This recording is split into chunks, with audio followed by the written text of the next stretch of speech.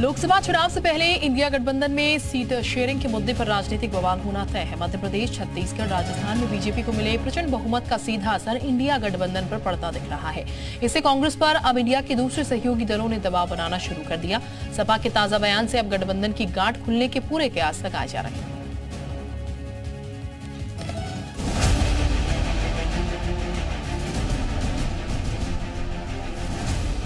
कहते हैं जब जीत होती है उसका साझीदार बनने के लिए होड़ लग जाती है, लेकिन जब हार होती है तो ठीकरा फोड़ने की कवायद तेज हो जाती है। हूबहू ऐसा ही कांग्रेस और समाजवादी पार्टी के बीच भी हो रहा है। 3 राज्यों के विधानसभा चुनाव में कांग्रेस की हार के बाद सपा के तेवर अचानक से बदल गए हैं। खासकर उत्तर प्रदेश में जो दिल्ली की सत्ता की अहम सीढ़ी मानी जाती है। यूपी की मुख्य विपक्षी दल सपा की तरफ से 2 टूक शब्दों में संकेत दे दिया गया है कि आगामी लोकसभा चुनाव में इंडिया गठबंधन के तहत सीट बंटवारे की जिम्मेदारी न सिर्फ पार्टी मुखिया अखिलेश यादव के हाथों में होगी, बल्कि वो कांग्रेस को 2 से ज्यादा सीट देने के मूड में नहीं है। सपा का कहना है कि वो कांग्रेस को सिर्फ 2 सीट ही देगी, अमेठी और रायबरेली। सपा का मानना है कि कांग्रेस को ज्यादा सीट देने का मतलब बीजेपी को फायदा देना है।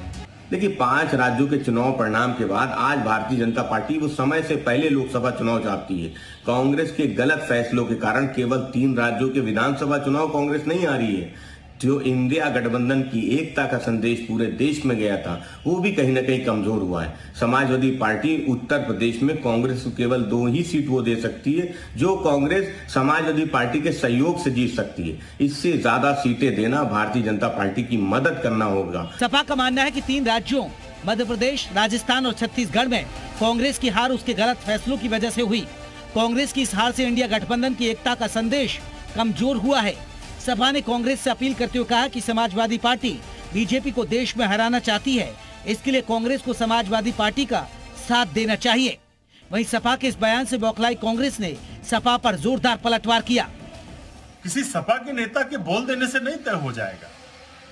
कौन लड़ेगा, कहां पर लड़ेगा, कैसे लड़ेगा, ये सारी बातें तय हो रही हैं। चुनाव का समय कम बचा है।